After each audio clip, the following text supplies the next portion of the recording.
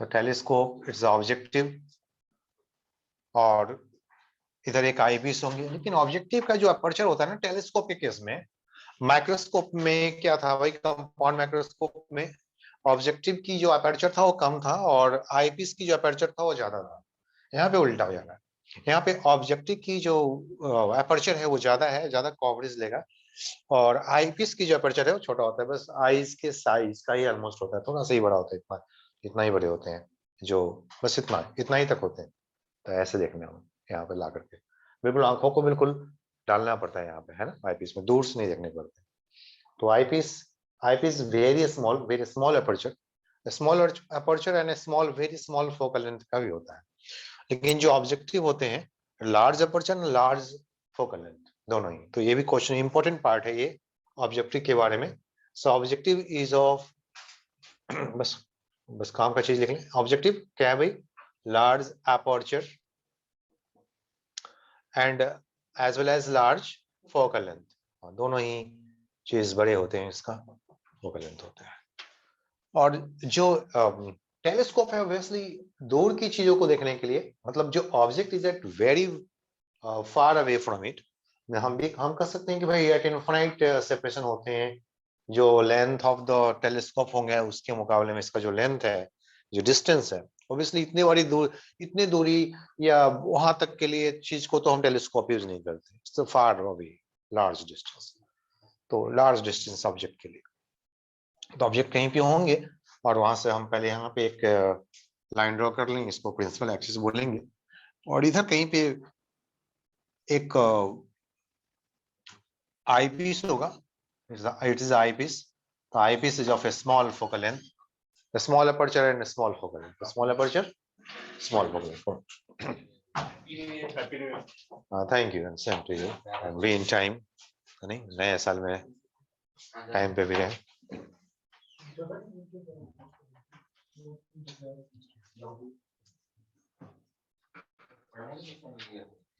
So objective of large aperture large focal length telescope, and this is called eyepiece.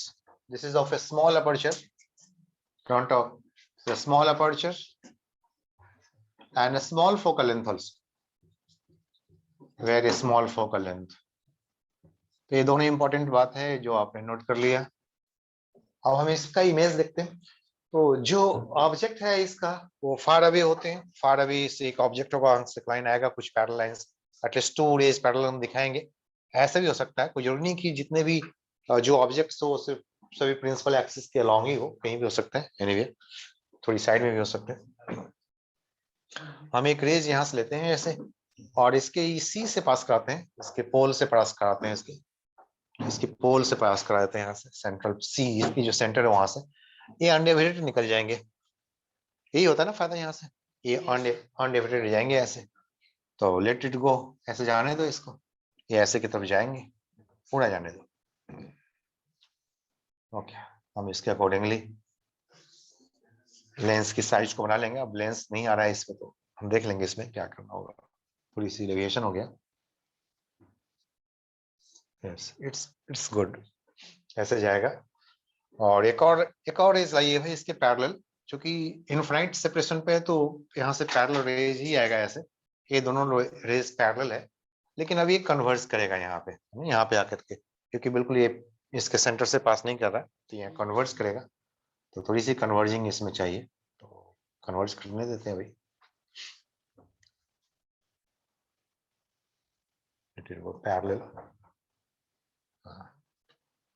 तो related थोड़ी सी इसके parallel converge करने दो। ये लो भाई थोड़ी कन्वर्ज यहाँ पे, तो it will converge towards it. ये डेविएट थोड़ा सा कर गया, ये डेविएट कर गया, ये रहा। मैं डिफरेंट कलर से इसको दिखा दूं तो यहाँ पे जो ये रहा भाई ऑब्जेक्ट का इमेज, यहाँ पे इमेज फॉर्मेशन हो रहा है। Object is here, image is there, the first image.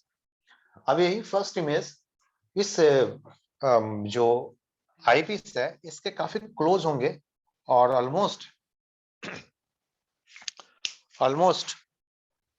जो इमेज है इसके फोकल लेंथ के इक्वल वाले डिस्टेंस पे होंगे। ये रेज को ऐसे जाने दो, हमें 2 रेज की रिक्वायरमेंट थी, एक रेज ऐसे जा रहा था, एक रेज ऐसे जा रहा था, ऐसे, है ना, लेट इट गो। जाने दो इसे। अब यहाँ पे मैं एक स्मॉल फोकल लेंथ वाला एक आई पीस को रखता हूँ, फिर से यहाँ पे रखता हूँ, ये रहा, ये लो स्मॉल फोकल लेंथ का एक आई पीस आ गया। सिमेट्रिकल सिचुएशन रखना पड़ेगा भाई।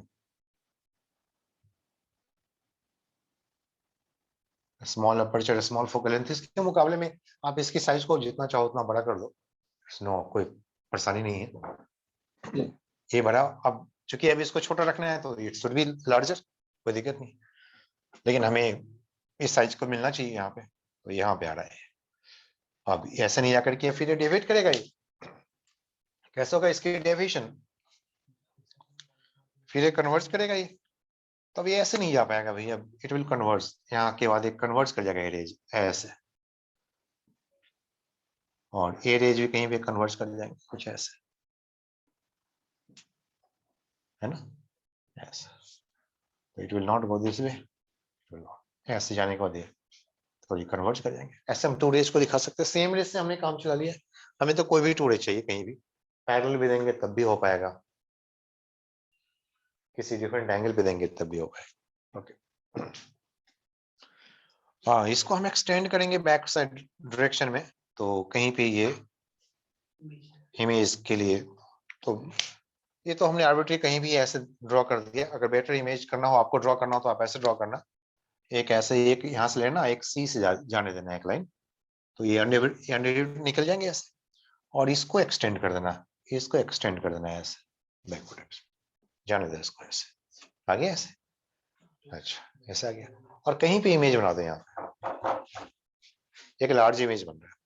अब इसकी पॉइंट्स है ना, इस पॉइंट को मिला करके तब कितने आपको डेविएट कराना है ना, वो डेविएशन, क्योंकि तो हमने खुद अपनी मर्जी से कुछ भी डेविएट करा दिया था, तो ये भी कर सकते हैं। Is it okay? Highly magnified image हमें मिलने वाला है, बड़ा सा इमेज मिलता है ऐसे, अच्छा से। Technique to draw the diagram, एक इस पॉइंट और एक इस पॉइंट को मिला दो भाई, मिलाओ मिलाओ बड़ा, ड्रॉ इट, चलो करो। सर ये ऑब्जेक्टिव लेंस किधर बनेगी? है इस तरफ, ऐसा किया, ये कौन सा रेज है, ये यही वाला रेज है, ऐसे जा रहा था ना ऐसे, तो अब ये ऐसे डिवाइड कर गया, ठीक,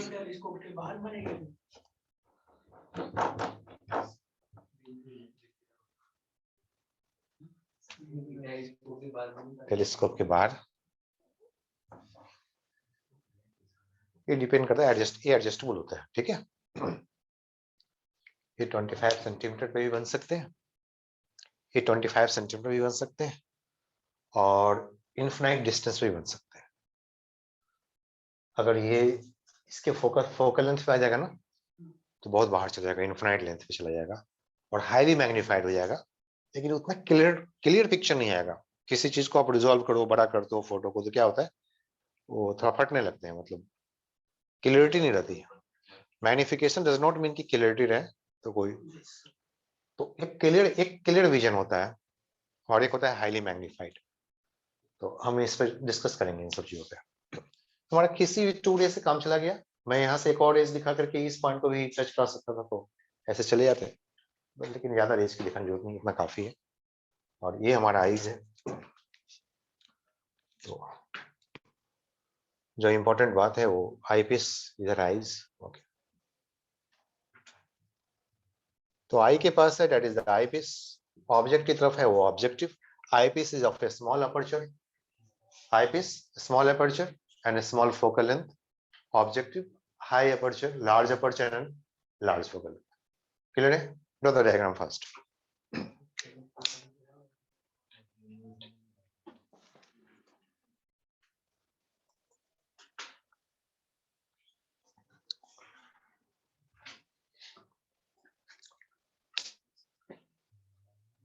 This is the image for the object for the eyepiece. Image for the objective के लिए हम इसने क्या बोल दिया, V नॉट, या स्पेशल केस में जब इन्फिनिटी पे this could be also equal to the F not. This is the object length for the eyepiece UE.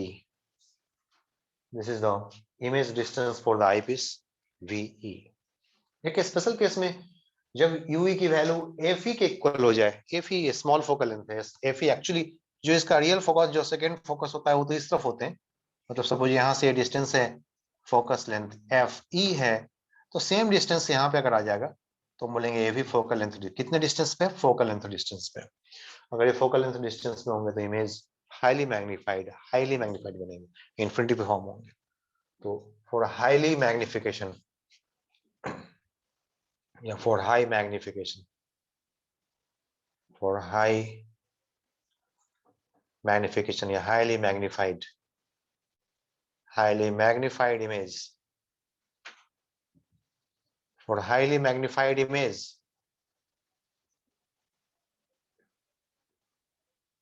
UE should equal to FE, UE should equal to FE, focal length, FE means focal length of eyepiece, focal length of eyepiece. Or in that case the length of the telescope should be equal to the focal length of the objective plus focal length of the eyepiece.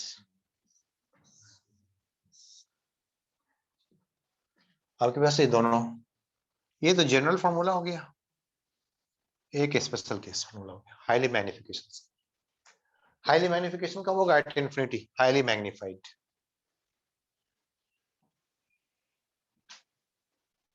तो telescope के लिए हमारे पास कई form आ गया, number 1, हाँ number 2 for highly magnification, ये आ गया, ये जनरल रिलेशन हो गया, in general, and number 3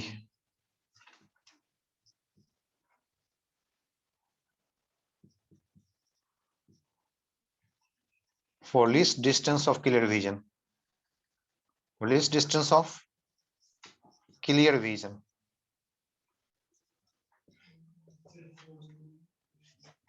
means V is equal to D,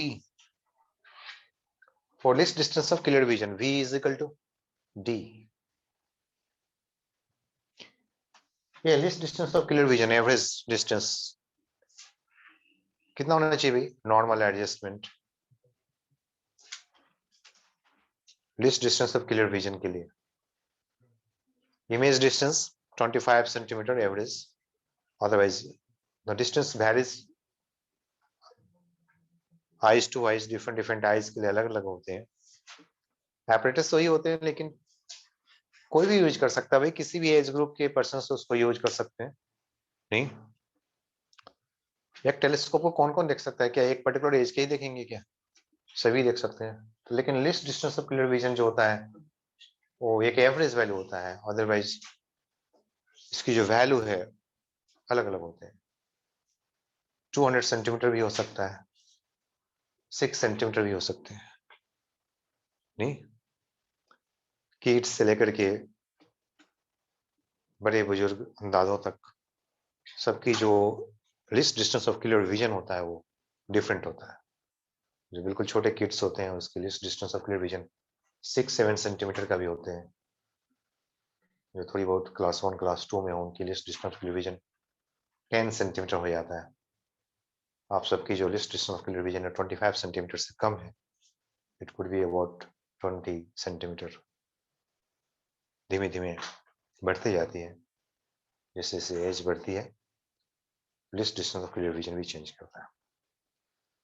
but एक ह्यूमन, एवरेज ह्यूमन बीइंग के लिए इसकी वैल्यू 25 सेंटीमीटर, हम न्यूमेरिकल वैल्यू नहीं रखते हैं, हम डी की वैल्यू रखते हैं। D could be anything depends on, कुछ भी नहीं गिवन होगा तो हम क्या बोलेंगे, 25 एवरेज वैल्यू। ओके, इसलिए सबको अपनी अपनी एडजस्टमेंट करनी पड़ती है। सेम टेलीस्कोप ले लेंगे तो किसी को दिखेगा किसी को नहीं दिखेगा, उनकी एज ग्रुप या उनकी आंखों की कंडीशंस पर डिपेंड करता है। हमें अपने तरीके से इन्हें, इनकी लेंथ को एडजस्ट करना पड़ता है। क्लियर है? Okay, so for least distance of clear vision V is equal to D, and this could be approximately 25 centimeter average value, है ना, the average ह्यूमन बीइंग के लिए, for average human being average human की average value, किसी और के लिए नहीं, मिकी, डोनाल्ड, उनके लिए नहीं। ठीक है, तो इसके लिए भी हमारे पास एक आएगा यहाँ पे, this l can be equal to f naught n plus f e के यहाँ पे हम रख सकते हैं एफ ई की वैल्यू क्या होना चाहिए, कैन बी पुट यार एफ ई की वैल्यू कुछ होना चाहिए, आना चाहिए यहाँ पे एफ ई की वैल्यू हम रख लेते हैं। What what this F E, D के फॉर्म में हम एफ ई की वैल्यू को लेकर के आएंगे, क्या आने वाला है ना? तो बात करेंगे इस पे, क्वेश्चन मार्क क्या होना चाहिए, या आप ये भी बात कर सकते हो, it could also F not plus something, ये रख सकते हो, ये एफ नॉट प्लस समथिंग क्या है, f E, but what the F E in that case हमें एफ ई का एक वैल्यू आएगा, एफ ई नहीं रख करके वहां पे एफ ई की जगह पे कुछ वैल्यूज आएंगे, वो देखना पड़ेगा, मतलब यूई रखना पड़ेगा, एफ ई नहीं, क्या रखना पड़ेगा हमें, यूई, और यूई की वैल्यू हमें इनफैक्ट मालूम करने पड़ेंगे कि यूई क्या हो। If v is equal to d, what is the ue, what is the general formula, f naught plus ue, f ही तो एक स्पेशल केस है, that cannot be changed, but ue can be changed, depends on d, so let's see, हम इसको find out करके देखते हैं, what about the ue, तो भाई लेंस फार्मूला, लेंस फार्मूला हमारे पास है, क्या है भाई lens formula, 1 upon v is equal to 1 upon minus 1 upon f, this is the length formula, लेकिन हम लेंस फार्मूला इसके लिए आईपीएस के लिए इस्तेमाल करना चाह रहे हैं, फॉर आईपीएस, तो for IPS okay, v is equal to v is equal to v, negative या positive, negative, so minus v, u e निकालना है, एफ ई क्या होता है, f means what, plus f e, focal length इधर होती है, फोकस इधर होता है, इसका फोकल लेंथ इधर, पॉजिटिव फोकल, कन्वर्जिंग लेंस का फोकल लेंथ क्या अलग, positive, let's get the value of ue, and for the least distance of clear vision, the v, इसके ऊपर में क्या रखना है, d रख देंगे, लेकिन पहले v के फॉर्म में निकाल लेते हैं, लेट्स सी द रिलेशन, देखिए तो क्या आएगा, स्पेस, स्पेस बनाए, ये वाला इसको हटा देते हैं, ये हमारा काम का खत्म हो गया, आप सबने नोट कर लिया इसको अच्छे से, पेन चेंज कर देता हूँ मैं यहाँ पे, चलिए इसके आगे कहानी यहाँ से शुरू करें अब, सो 1 by v 1 upon v e minus में, यस माइनस, फिर माइनस, ये भी इस तरफ ही है, यू ही है, हमें यू की वैल्यू रखना है, यू तो है, यू क्या है भाई, माइनस यू क्या है भाई, माइनस, नेगेटिव साइड में ही वो भी रखेंगे, minus u is equal to 1 upon f, f means positive f e, so 1 upon ue can be equal to क्या है भाई, 1 upon ue can be equal to 1 upon fe plus 1 upon ve, ये आ गया, ये काम का है, ये कई जगह में यूज करेंगे इसको, या 1 upon ue को आप ऐसे भी लिख सकते हो, ve plus fe divide by fe into v,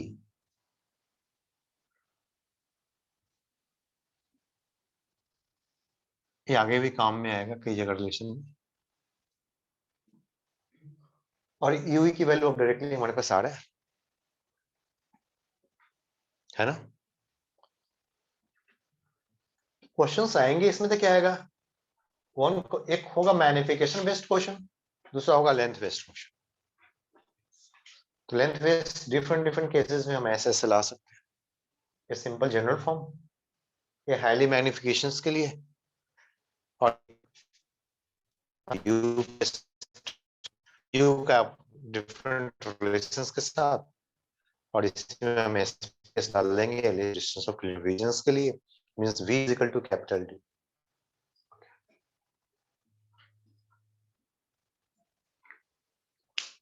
तो hence what is the length, इसको हटा दें अब यहाँ से. जनरल फॉर्म हमारे पास है ही यहाँ पे, ये रहा जनरल फॉर्म, है ना. Length is equal to this one. Length is the f naught plus ue, so it is the f naught means objective, and plus ue उल्टा कर दो भाई, fe ve and ve plus fe, यही है lens. ये भी एक general form है. This is also the general form. It is a general form. हम इस स्पेशल केस में लाएंगे v is equal to d. Now for ve is equal to d, least distance of clear vision, least distance of clear vision.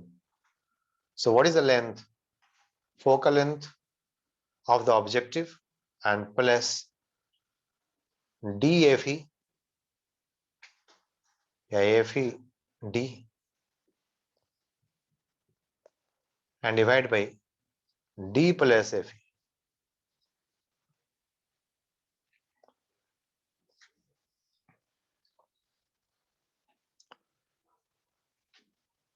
Simple ही है.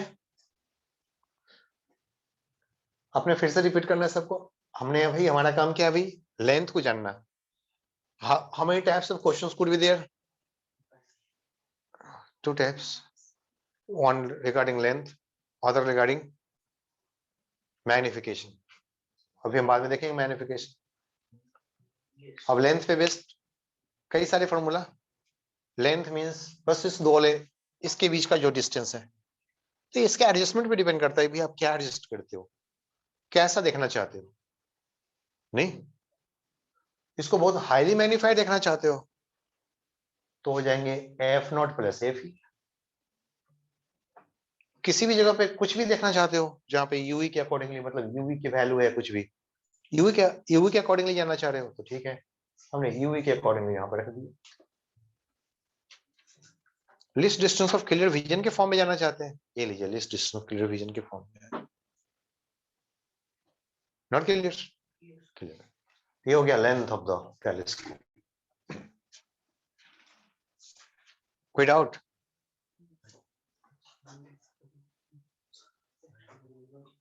बस कुछ बातें जान. हाँ बस हो जाएंगे. बस इसको कंप्लीट करो, मैं दूंगा सीट दूंगा भी, टेंशन मत लो. समझिए, टॉपिक दूंगा, डेट दूंगा, सब कुछ है ना. जल्दी.